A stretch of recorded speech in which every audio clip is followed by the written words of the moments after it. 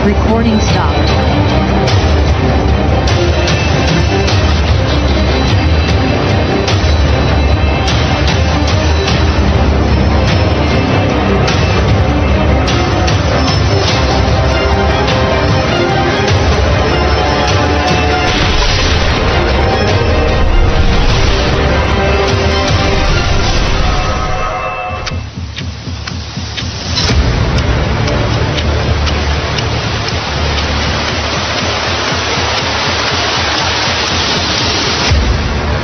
Energi adalah tulang punggung peradaban.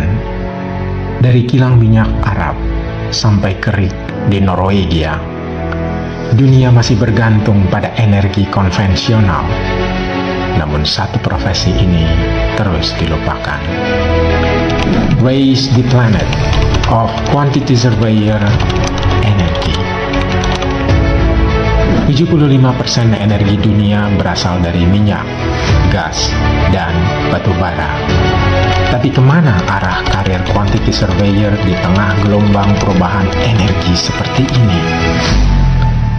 Tahukah kalian, ada yang tidak berubah, bahwa proyek energi akan tetap ada hingga tahun 2050. Lifespan is very short. If you're not using very well, then you're gonna lose it. So use it or lose it. The young people have to be more smart. The decision you make now is gonna be you are in the future. Tidak semua istilahnya posisi ini hanya untuk orang berbasis teknis, ya memang teknis dibutuhkan, tapi hal itu bisa dipelajari kok. Di Indonesia kita juga bisa ekspor QS sebenarnya gitu, bukan hanya ekspor barang, ekspor QS juga bisa. So when I jumped to oil and gas project, I thought it will be very, very difficult. But actually, if everyone, if we are the QS for commercial buildings or properties, when we jump to oil and gas, then it's make it very easy. Puji syukur kehadirat Tuhan Yang Maha Esa, karena pada sore hari ini kita diberikan kesempatan untuk boleh berkumpul bersama dalam acara webinar talk show Open the Gate of Quantity Surveyor in Oil and Gas, Mining and Green Energy.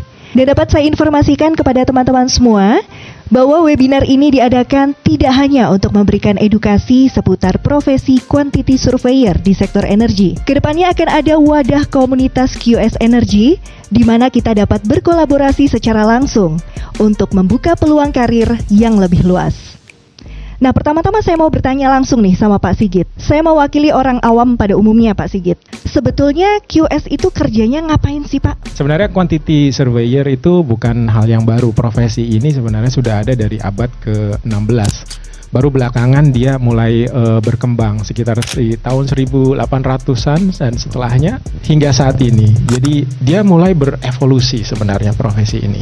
Nah, di Indonesia spesifiknya untuk QS energi atau oil and gas, mining dan sebagainya, secara profesi mungkin ini bisa ditampilkan ya di slide yang pertama ini. Sebenarnya apa sih mereka atau role mereka di oil and gas itu ya. Profesi quantity surveyor itu sebenarnya mencakup banyak sekali aspek, mulai dari planning, tendering, kemudian lagi construction, project control, kemudian juga commercial, close out, engineering ya. Jadi istilahnya sama seperti satu profesi, tapi dia melekat ada banyak profesi lain di dalam satu profesi tersebut. Dan itulah yang juga dilakukan oleh quantity surveyor di sektor oil and gas. Jadi mereka ya mungkin kita bilang mirip seperti jack of all trades, atau mungkin juga ada istilah kalau di Sumatera tuh mereka bilang jokers. Kita adalah profesional yang spesialis di bidang itu, specifically di sektor oil and gas. Kalau di QS di sektor oil and gas sendiri, Pak, peran strategisnya itu yang seperti apa? Nah, apa yang membuat mereka spesifik itu sebenarnya strategis itu karena ada dua hal. Satu, karena mereka berada di tempat yang strategis, dan yang kedua karena perannya.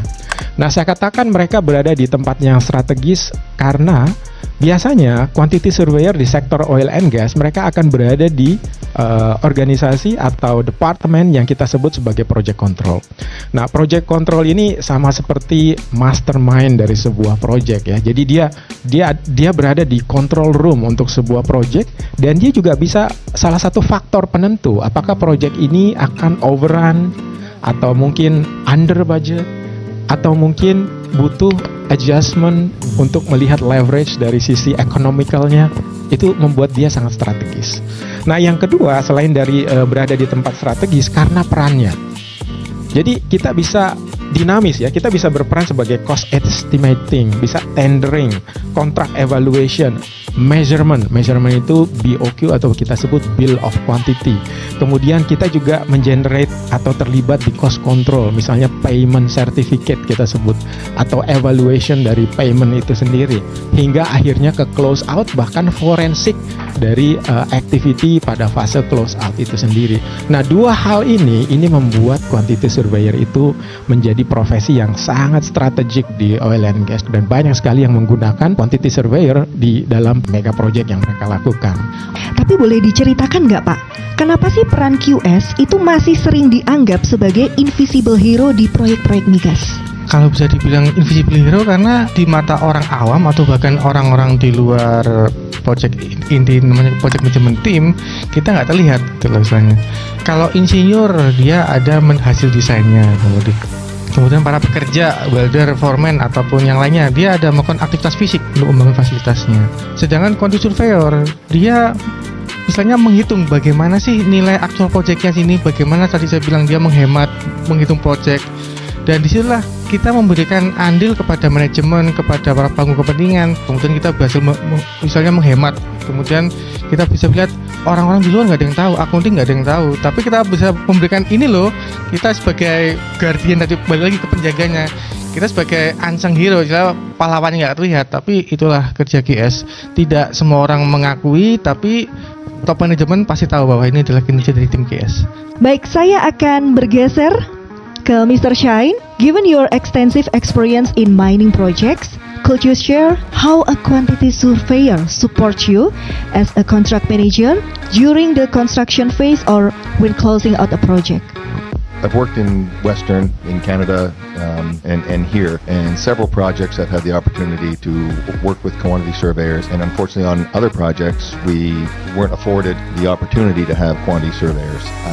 To be able to have the expertise of a quantity surveyor, especially for contractual obligations, to measure those contractual obligations in the field, as a contract manager or a contract administrator, we don't really have time to go in the field and look and see what's going on in the field, and we rely on the expertise of construction leads, I guess, and when we don't have those construction leads, it's the quantity surveyors, and because they typically should have been engaged from the very beginning of the project, they can help track and manage and help us to quantify where the contractor is at that given point for payment. And when it comes to contract side, it really boils down to the contractual amounts and the payments and making sure that we're not overstating what we need to achieve, I guess. Saya akan bergeser lagi ke Pak Waldi. Kalau QS ingin go internasional seperti Pak Waldi, apa sebenarnya yang dicari perusahaan asing dari QS, Pak? Pertama untuk QS itu kita ya tadi dijelaskan sama kawan-kawan bahwa kita mungkin menguasai kayak seperti Excel dan segala macamnya lah.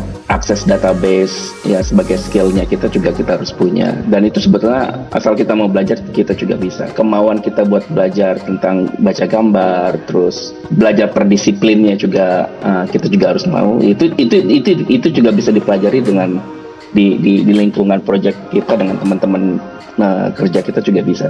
Saya pernah di Dubai. Jadi di Dubai itu kita mengerjakan satu proyek, kita remote. Sebenarnya proyek ini salah satu proyek raksasa di sana pada waktu itu. Nah, di situ itu lebih dari 1.000 orang pada waktu itu. Tapi saya tidak menemukan satupun quantity surveyor di sektor energi yang orang Indonesia ya. Orang Indonesia, tapi orang Filipina, orang Filipina, orang India apalagi banyak gitu. Saya tidak sedang mendiskreditkan satu nationality di sini, tapi maksud saya adalah faktanya ya seperti itu yang saya rasakan karena saya mengalami, dan saya pindah lagi ke negara lain juga hal yang sama. Mungkin Pak Waldi juga rasakan yang sama. Makanya orang Indonesia bisa ke Cina, pasti kan karena dia langka talentnya gitu. Betul. Nah, seperti itu. Jadi artinya di Indonesia kita juga bisa ekspor QS sebenarnya gitu. Bukan hanya ekspor barang, ekspor QS juga bisa. Why not gitu.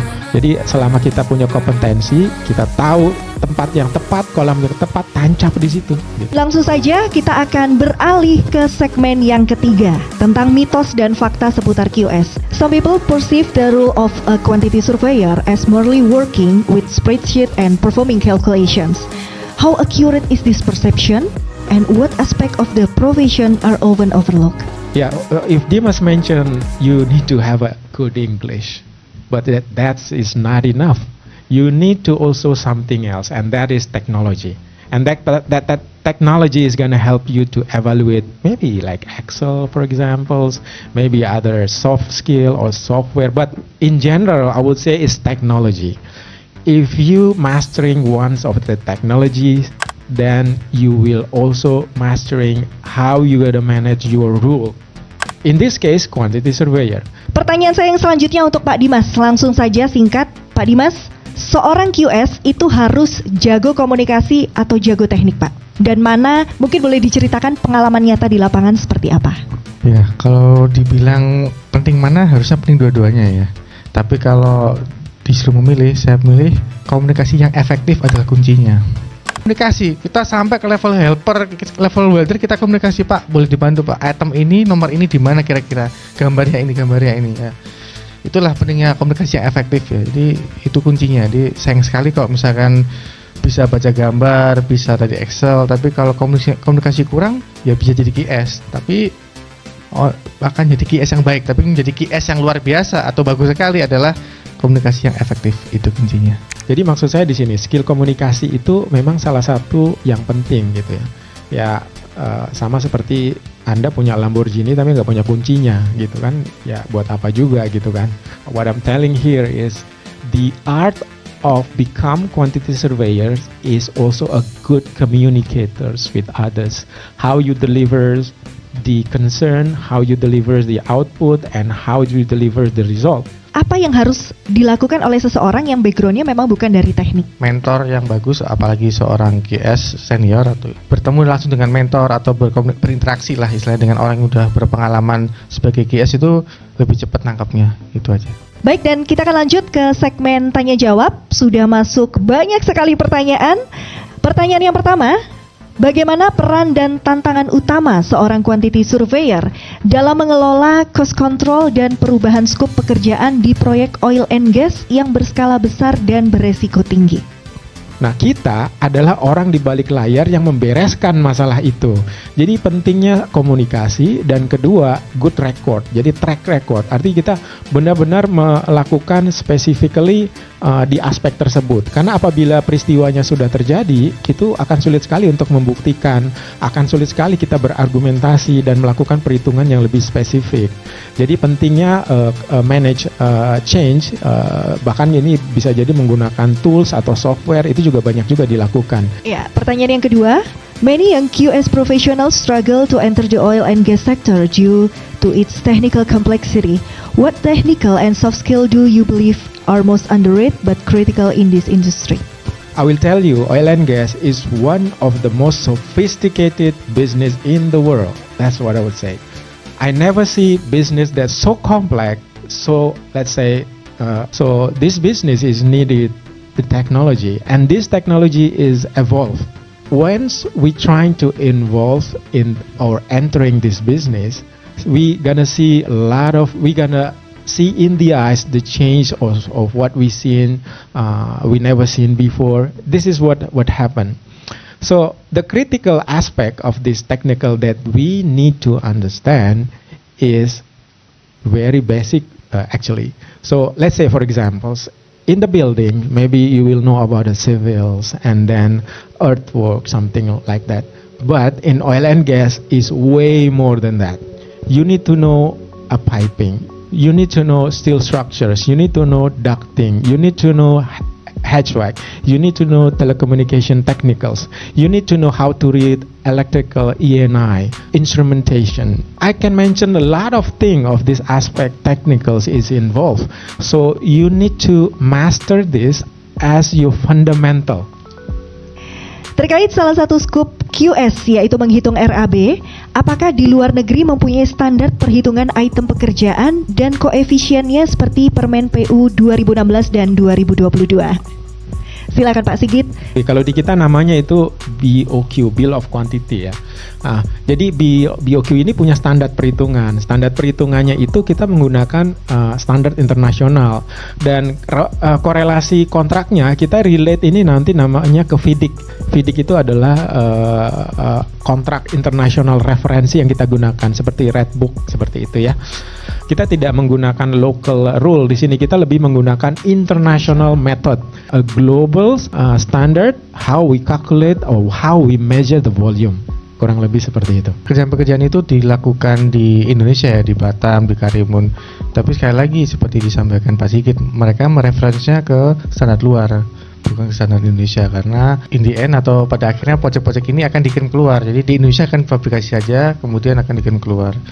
Misalnya tadi Dimas cerita di Tangguh itu di Papua. Jadi di Papua itu kita punya standar juga dalam melakukan perhitungannya, tapi river kita adalah British Standard. Dan ini adalah pertanyaan yang keempat. Bagaimana cara memulai terjun menuju QS di bidang energi, oil and gas, dan mining? Sedangkan saya sebelumnya pernah mendengar bahwa QS MEP itu sulit untuk terjun ke oil and gas, mining, dan sebagainya. Apa yang perlu dipersiapkan mungkin seperti sertifikasi dan lain sebagainya?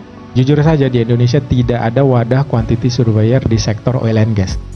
Itu saya belum menemukan ya, mungkin saya salah ya, tapi sampai hari ini saya belum menemukan itu. Itu pertama. Apa yang perlu dipersiapkan? Tadi sudah kita singgung nih dari awal. Yang perlu dipersiapkan yaitu soft skill-nya, communication-nya, teknologinya, itu bagian dari yang sudah kita rangkumkan. Jadi saya rasa itu cukup menjawab. Kita ingin memberikan sebuah legacy. Legacy itu adalah ilmu. Biasanya yang ditinggalkan yang jauh lebih bermanfaat itu sebenarnya adalah sebuah ilmu. Betul, saya setuju sekali ya. Kalau ada komunitas atau wadah QS Energy, jadi pastikan teman-teman bergabung ke komunitas QS Energy. Di sana teman-teman bisa belajar langsung, tidak hanya diskusi mingguan saja, namun bisa ikut join langsung ke workshop QS Energy yang akan segera kita buka. Saya Irana Lipesik, mohon undur diri. Terima kasih banyak untuk segenap kru yang bertugas yang sudah membantu terselenggaranya acara hari ini dengan lancar. Wassalamualaikum warahmatullahi wabarakatuh. Sampai jumpa.